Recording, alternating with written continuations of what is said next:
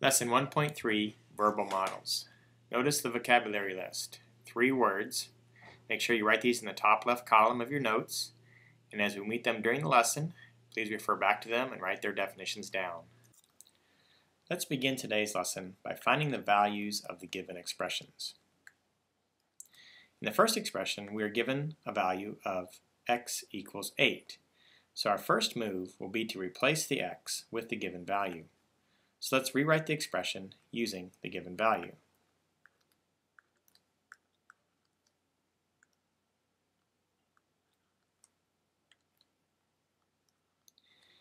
Now, the fraction bar acts like a grouping symbol, so we're going to divide last, which means we need to operate in the top.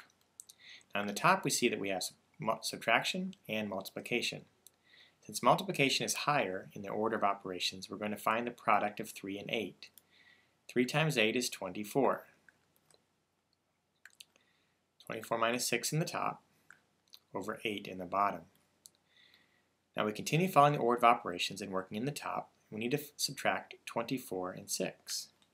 The difference of 24 and 6 is 18. The denominator stays the same. Now we're going to write the answer in this case as a mixed number. So I'm going to move off to the side and set up the division problem. 18 in the box, 8 is the divisor. 8 goes into 18 twice, giving me 16.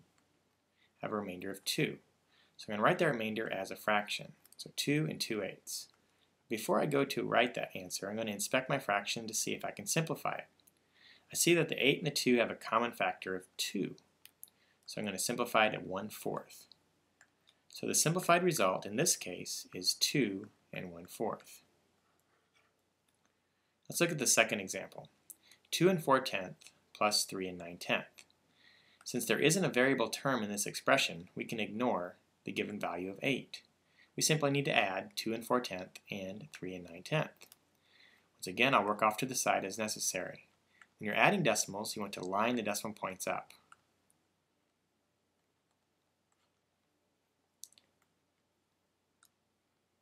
Then add normally. When you're done, the decimal point drops straight down into the answer. So the simplified result is 6 and 3/10.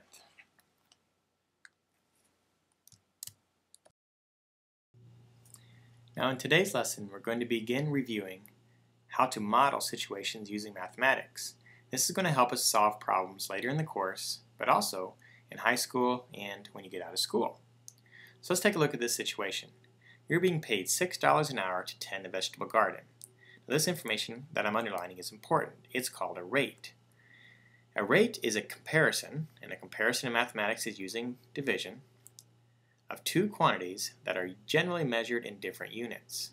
So notice that we've got money on top, time on the bottom. Those are different quantities, but they're being compared using the division symbol.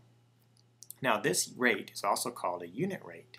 And the reason it's called a unit rate is because the bottom represents 1 unit, in this case 1 hour.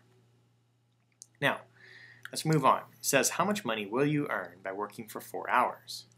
Well, we know that we're getting paid $6 an hour. That means each hour that we work, we're going to be paid a value of $6. So we're going to be multiplying our hourly wage times the number of hours that we work. Now typically we wouldn't be writing this down. We would be thinking about this in our heads. But for today's lesson we're going to write them down so we can see how we should go about thinking about problems. So we're multiplying this by the number of hours worked. So the result of this model should be how much money we're going to earn. To test this out, we take our hourly wage, which we know to be $6 an hour,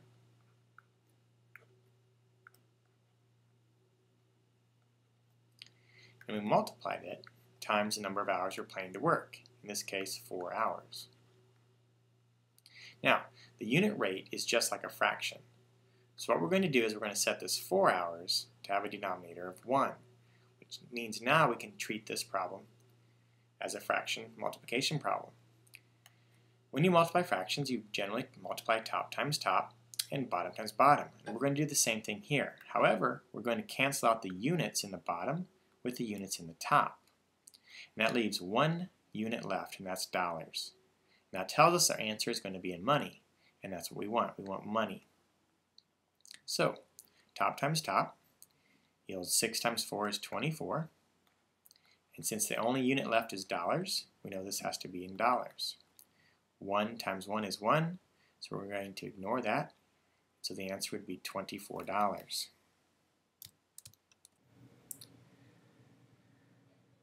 Let's write a verbal model for this situation. We're going to go out for dinner with our friends, and we're going to order the rib dinner, and everyone's going to order it. And we're supposed to figure out an expression that gives the total cost of the meal. So first, let's think through the verbal model. This is what we're thinking in our heads to decide how to answer the question. So the verbal model is going to be the number of people purchasing a meal times the price of the meal.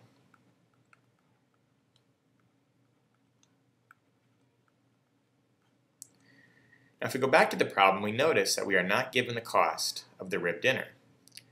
So we're going to define that cost to be x. So off to the side I'm going to define x. X equals cost or price of meal. Now I'm going to take this x and replace it with the price of the meal in my verbal model. You take that times the number of people who are going to be purchasing. So going back to the problem, we see it's you and 4 friends. That gives 5. So the number of people will be 5.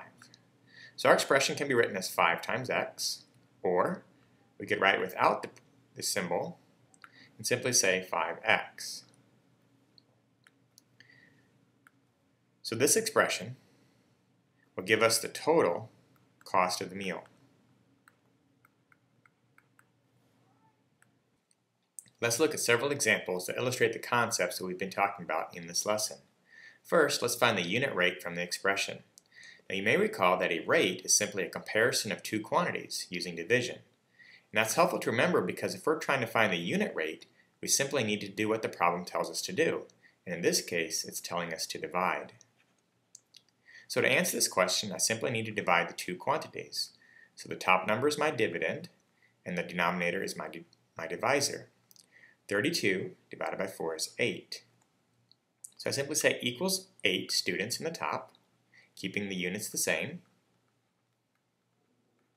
And because we've divided by 4, my denominator is now out of 1 unit, or in this case, 1 group. So I've answered the question. I've taken the original expression, and I found the unit rate. I did this simply by dividing.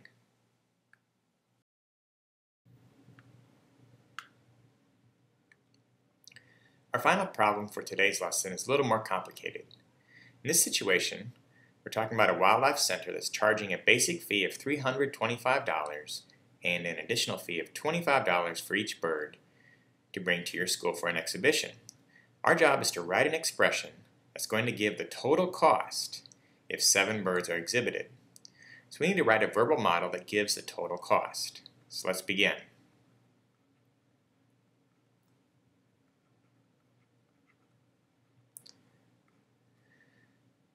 So first we see that it charges a basic fee of $325. So we'll start there. Basic fee. And they charge this fee just to schedule the appointment and then to cover any costs incurred for driving out. So we have our basic fee. Now it says plus, or and, an additional fee of $25 for each bird exhibited. So we're going to add to that amount the amount per bird, which is $25 per bird,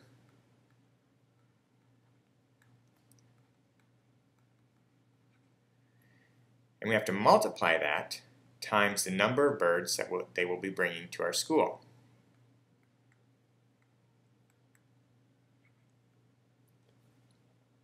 So now it's a matter of going back to the problem and plugging in the values.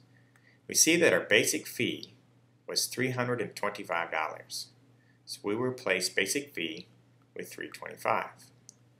We're going to add to that the cost per bird, which we know to be $25. And then we're going to multiply that times the number of birds they're bringing, which in this case is 7. So now we have an expression that we can begin to simplify that will give us the total cost of bringing 7 birds to our school for a small exhibition.